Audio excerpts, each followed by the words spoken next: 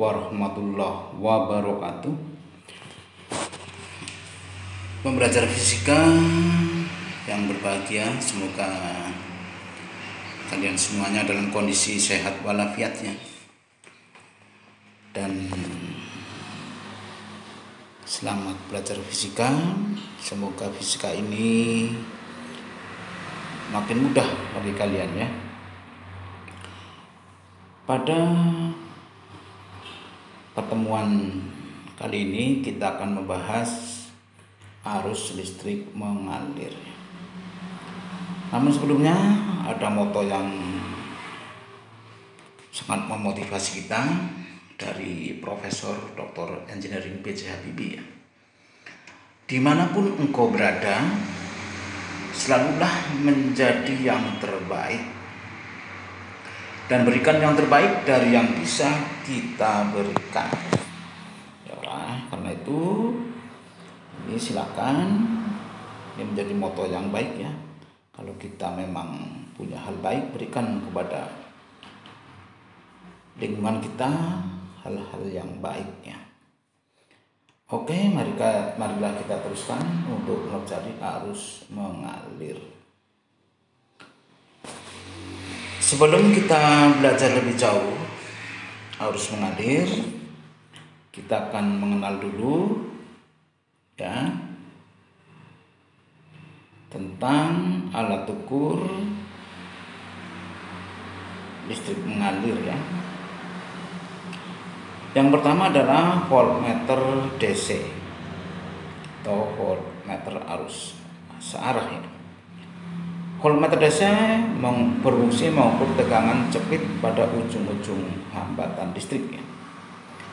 Cara penggunaan ini harus dipasang paralel ya, di ujung-ujung hambatan. Perhatikan gambar ya di bawah ini. Gambar di samping menggambarkan sebuah alat voltmeter di mana ada dua input keluaran ya. Yang A ini mempunyai batas ukur maksimal 5 volt dan yang B ini mempunyai batas ukur maksimal 15 volt. Artinya apa?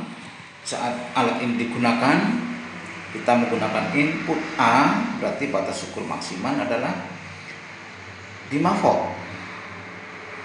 Nah, berapa besaran yang ditunjuk, berapa volt hasil pengukuran, ini bisa kalian cari dari skala yang ditunjuk dibagi dengan skala maksimal kali batas ukur maksimal ya. Oke, mungkin ada yang belum ditanyakan kenapa ya. Kita ulangi, hasil pengukurannya adalah skala yang ditunjuk dibagi skala maksimal kali batas ukur maksimal ya. Artinya apa? Kalau sedang mengambil input A, berarti batas ukur maksimalnya adalah 5 volt. Sedangkan kalau sedang mengambil input keluaran B, maka batas ukur maksimalnya adalah 15 volt. Nah, dalam hal ini alat voltmeter ini seperti itu ya. Mungkin di alat voltmeter lain batas ukur maksimalnya juga akan berbeda-beda ya. Oke, ini cara penggunaan voltmeter AC ya. Tadi sudah kita sampaikan ya. Ini harus dipasang dengan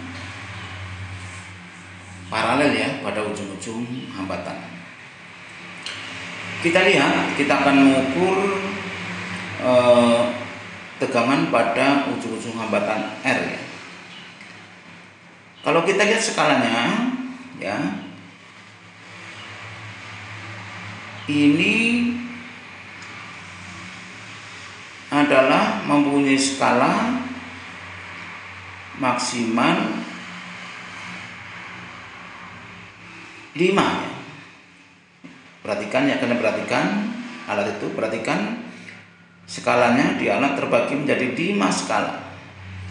Besar skala kalian bisa hitung berarti 1 volt ya. Dan antara skala besar terbagi lagi menjadi 10 skala kecil.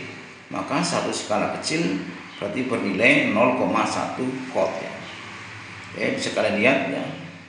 Skala maksimalnya 5. Kemudian dari skala maksimalnya 5 terbagi menjadi 5, kemudian terbagi menjadi 10 skala terkecilnya. Berarti satu skala terkecil adalah 0,1 volt. Karena input dipasang pada batas ukur maksimal 5 volt, maka kalian fokus pada skala maksimal 5 volt ya.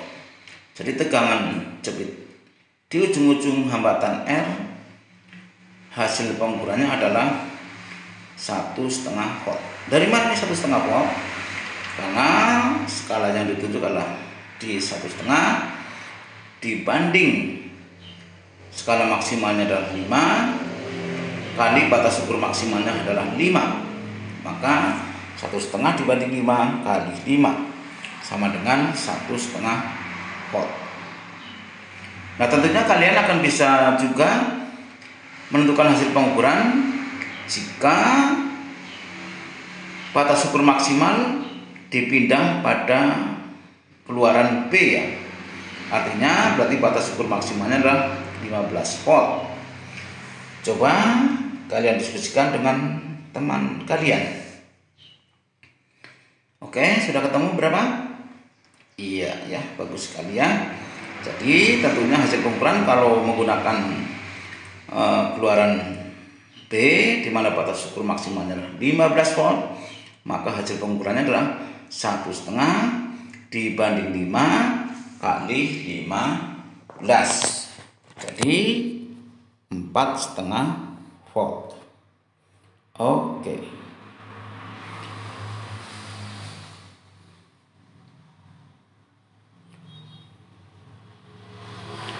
Nah, selanjutnya kita lihat hasil pengukuran ini ya. Coba kita lihat ya, berapa hasil pengukuran pada posisi gambar di samping. Iya ya, kita lihat skala menunjuk ke angka 7. Sedangkan skala maksimalnya 10, inputnya batas ukur maksimalnya adalah 5. Maka menghasilkan 3,5 volt ya. 7 skala yang ditunjuk dibanding skala maksimal 10 kali batas ukur maksimal 5. Jadi 3,5 volt. Nah, coba sekarang ada contoh berikut ya. Saat mengukur tegangan jarum menunjuk pada skala 5, jika skala maksimal 10 dan batas ukur maksimalnya 15 volt, berapa volt hasil pengukuran tersebut? Iya ya, bagus ya. Jika jawaban kalian 7,5 volt, berarti kalian sudah memahami penggunaan voltmeter DC ini. Oke, dapat kalian tulis ya kesimpulannya. Untuk membaca hasil pengukuran adalah bisa kalian pedomani hasil pengukuran tegangan, bisa kalian cari dari skala yang ditunjuk ya. Tentunya ini bukan dalam gambar soalnya dibanding skala maksimal kali batas ukur maksimal ya. Oke ya. Oke, kita akan lanjutkan alat ukur yang kedua, yaitu ampermeter. Dalam penggunaan ampermeter harus dipasang seri dengan hambatan luar. Dalam rangkaian listrik, dalam gambar di samping menggambarkan sebuah ampermeter dengan 4 batas ukur ya, maksimal, yaitu 1 mA, 25 mA, dan 50 mA ya. Jadi 1 mA, 10 mA, 25 mA, dan 50 mA. Sama dengan saat kalian menggunakan voltmeter AC, ya. Hasil pengukuran kuat arus adalah skala yang ditunjuk dibagi skala maksimal kali batas ukur maksimalnya. Contoh pada gambar, kita sedang menggunakan batas ukur maksimal 25 mA ya. Sedang skala ampere meter itu skala maksimalnya adalah 50 dan hasil pengukuran menunjuk pada angka skala 20. Jadi pengukuran arus yang sedang terjadi adalah 20 dibanding 50 kali 25 sama dengan 10 mA.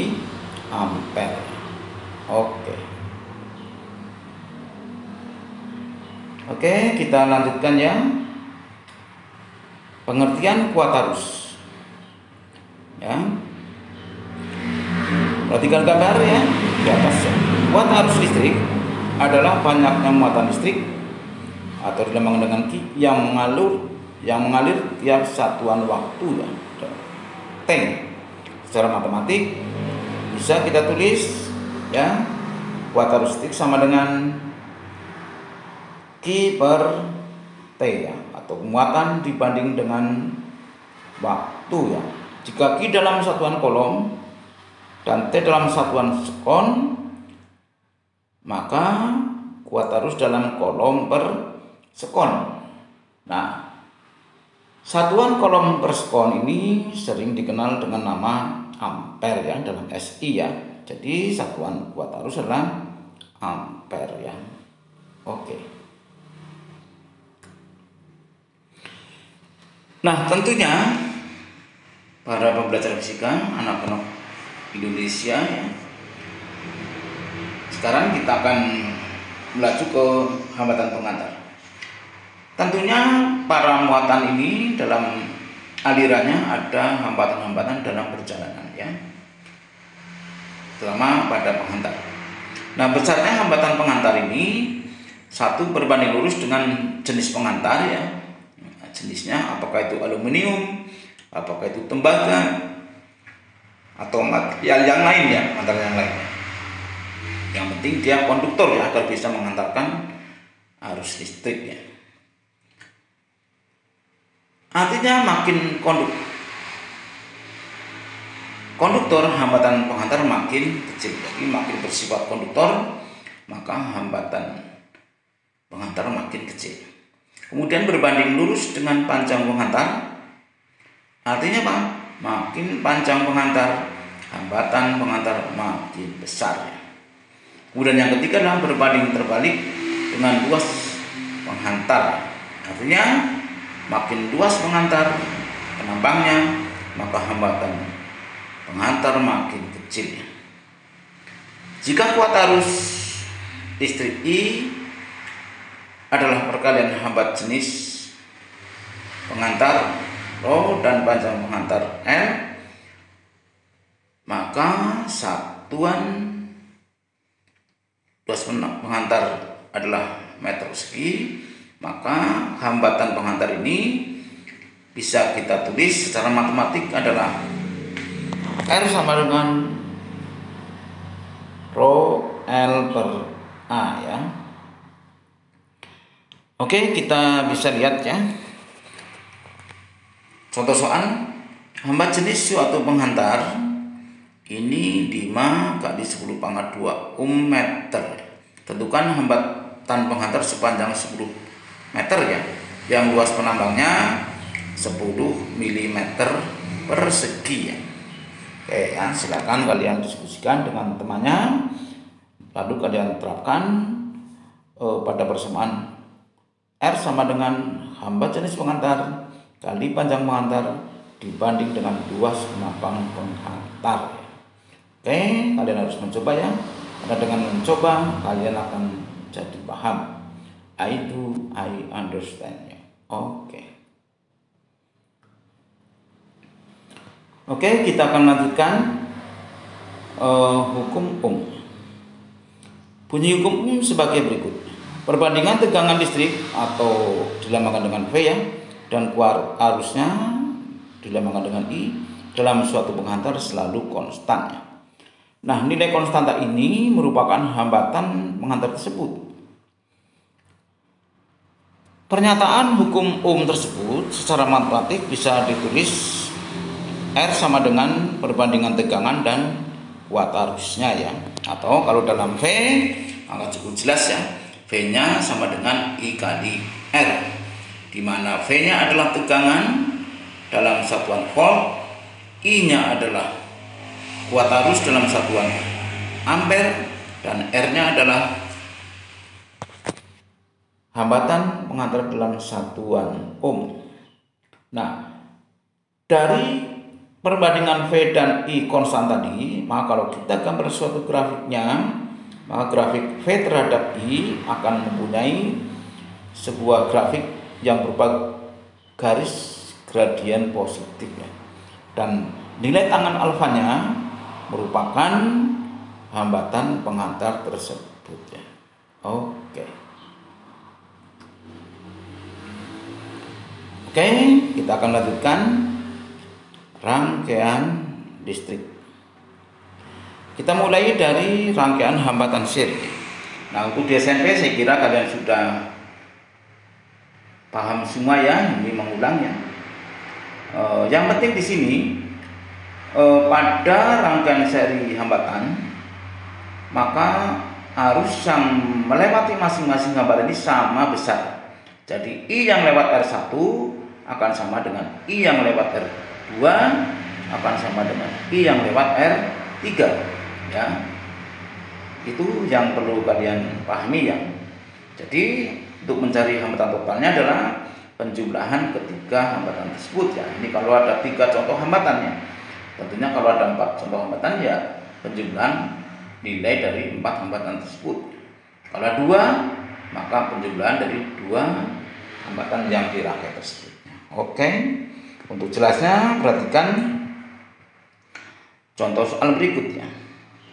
Jika R1 10 ohm, R2 20 ohm, dan R3 30 ohm, tentukan nilai hambatan penggantinya. Ya, silakan. Berapa? Oke ya, jika kalian benar dalam mengerjakan, maka akan diperoleh hambatan penggantinya lah 60 ohm ya. Oke. Jadi ini saya ulang ya, catatan tadi ya, arus yang lewat masing-masing hambatan adalah sama besar ya. Jika pada rangkaian hambatan di atas R1 10 ohm, R2 20 ohm, dan R3 30 ohm mengalir arus 2 ampere ya, tentukan nilai tegangan cepit di ujung-ujung hambatan R1, R2, R3 dan tegangan cepit antara ujung A, B ya. Nah, tentunya karena tadi kalian sudah hitung ya, saat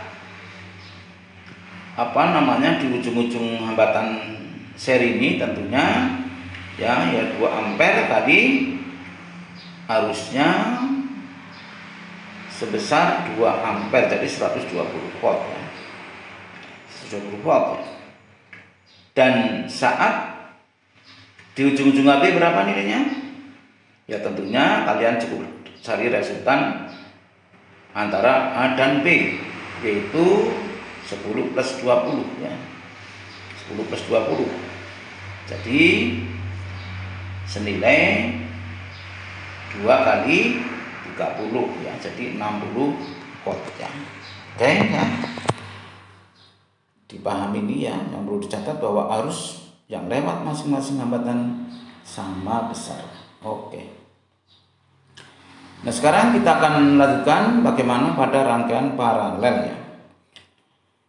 Rangkaian hambatan paralel adalah rangkaian susunan hambatan yang dirangkai sejajar ya. Lihat gambar di bawah ini. Catatan penting yang perlu kalian ketahui bahwa pada ujung-ujung percabangan atau ujung-ujung paralel ya, maka tegangan sama besar.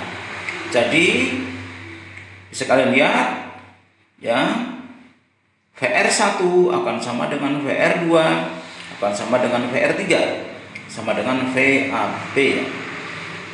Namun kuat arus listrik yang melewati tiap cabang tidak sama.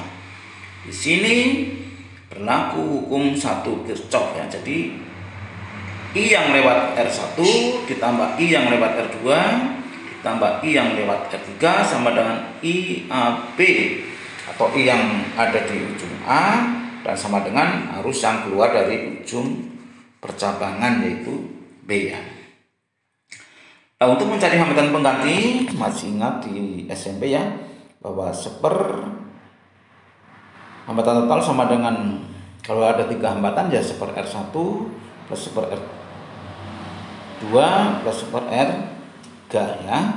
Ini kalau ada 2 hambatan ya. Kalau ada 3 ya 1/R1 plus 1/R2 plus 1/R3 sama dengan 1/R ya. Contoh soal, jika pada rangkaian hambatan di atas R1 20 ohm, R2 30 ohm, dan R3 60 ohm, tentukan nilai hambatan penggantinya. Iya ya, kalau kalian latih ya, maka kalau kalian sudah benar dalam mengerjakan, maka akan menghasilkan R penggantinya adalah 10 ohm ya. Berarti kalian sudah paham ya. Oke.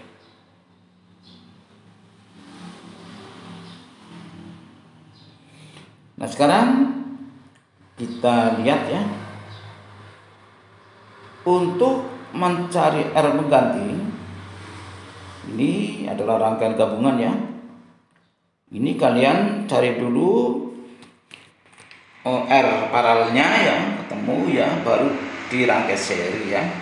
Jadi contoh soal, jika pada rangkaian hambatan di atas R1 20 ohm, R2 20 ohm, R3 60 ohm, dan R4 35 ohm, tentukan nilai hambatan pengganti ya. Oke, silakan kalian coba ya. Iya, ya, kalau kalian teliti dalam menghitung ya dan konsep citrakan, maka kalian akan menghasilkan hambatan penggantinya adalah 45 ohm. Kalau ini bisa kalian sudah sama, ini berarti kalian sudah paham. Oke. Kita lanjutkan rangkaian hambatan Weston.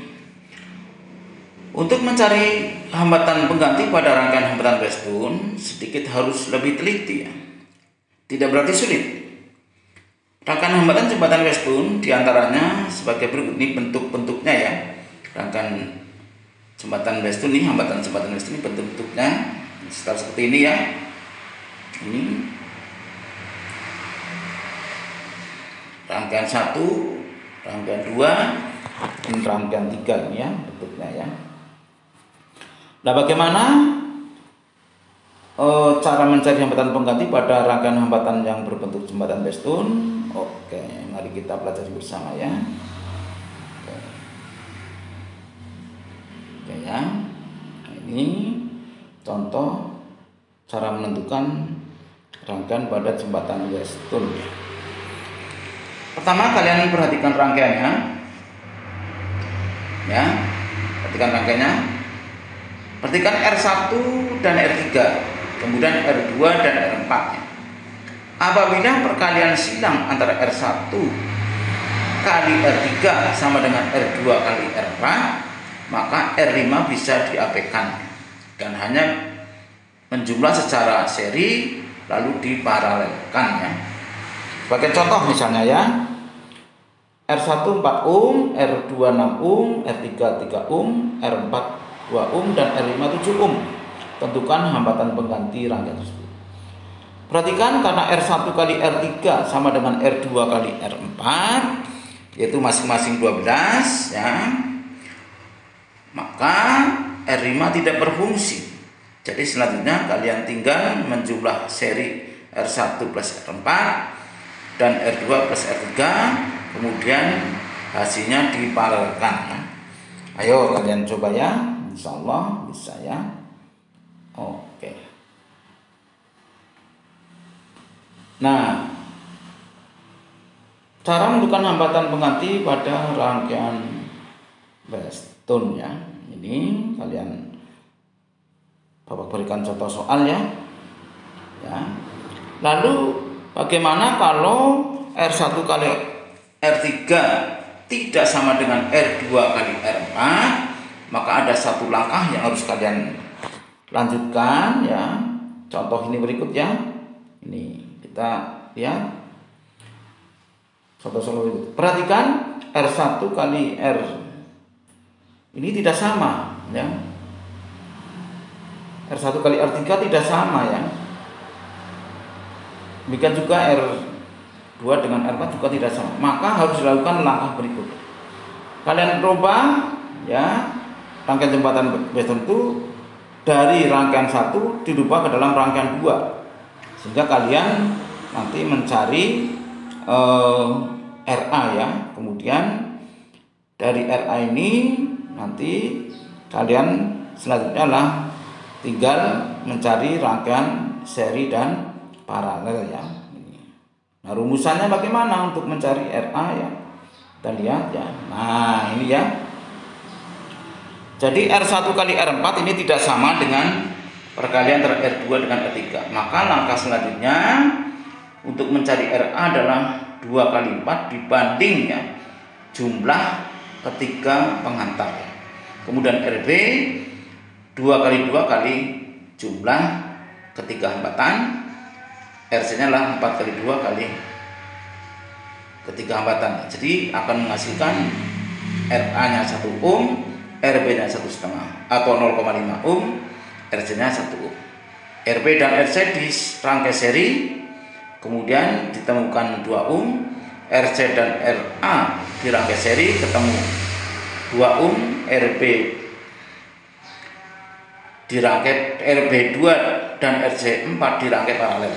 Maka ketemulah ya mencari hambatan total jika perkalian simultannya ini tidak sama ya, akan menghasilkan 1 ohm. Oke. Para pembelajar fisika dan peserta didik yang berbahagia, berikut inilah contoh-contoh soal yang bisa kalian latihkan ya untuk bisa memahami ya. Silakan nih soal nomor 1, soal nomor 2, soal nomor 3 dan soal nomor 4. Silakan kalian coba diskusikan dengan teman-temanmu ya. Kalau masih kesulitan tentunya bisa kalian tanyakan pada guru kalian masing-masing ya. Oke ya. Kita lanjutkan hukum Kirchhoff ya. Ini juga mengulang di SMP ya, bahwa pada hukum Kirchhoff ini kita bagi menjadi 2, yaitu hukum 1 Kirchhoff dan hukum 2 Kirchhoff ya.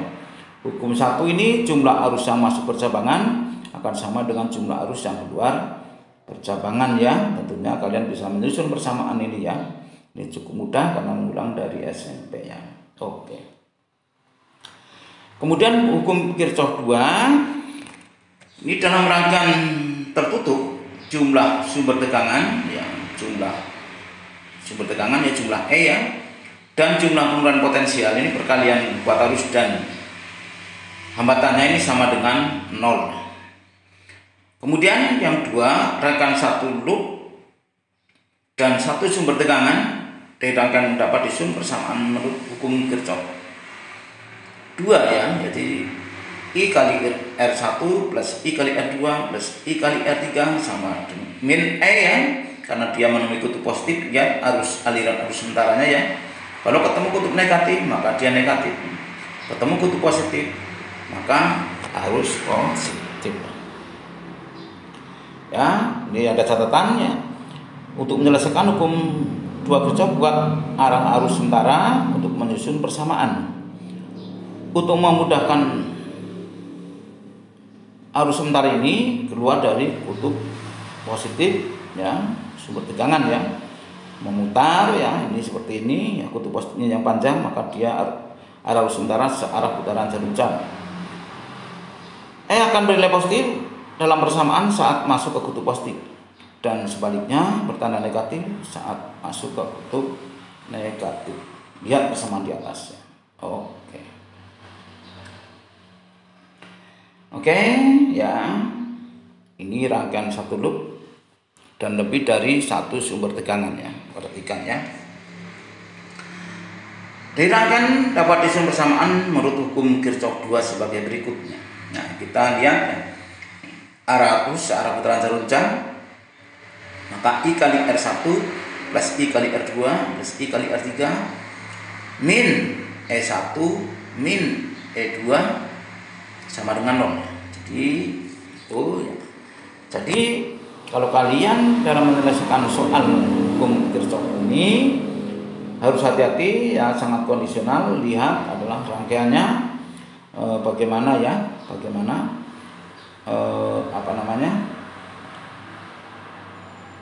arah arusnya, kemudian tegangannya ya, dilihat baik-baik ya, karena ini sangat kondisional dan akan digunakan untuk menyusun persamaan ya.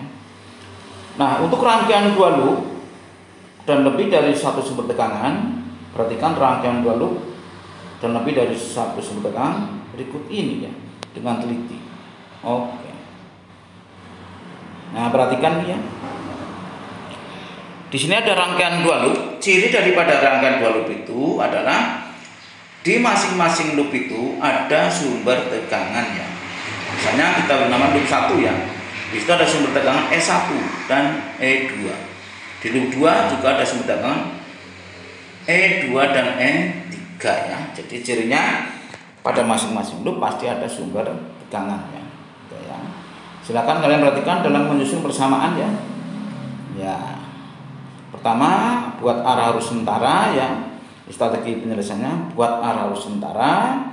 Kemudian ikuti hukum Kirchhoff 2 ya, sehingga terdapat persamaan 1 dan persamaan 2 ya. Selanjutnya kalian akan menggunakan cara eliminasi ya.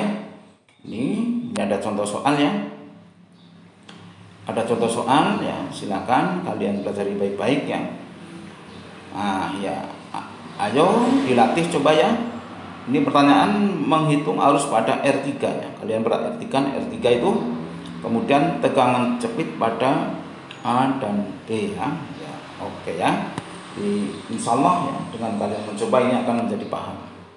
Oke. Oke, anak-anakku tercinta ya. Selamat belajar, semoga sukses. Ingat, untuk bisa memahami kalian harus mencoba ya. Harus mencoba ya. Mudah-mudahan dengan mencoba ini kalian akan jadi paham. Oke.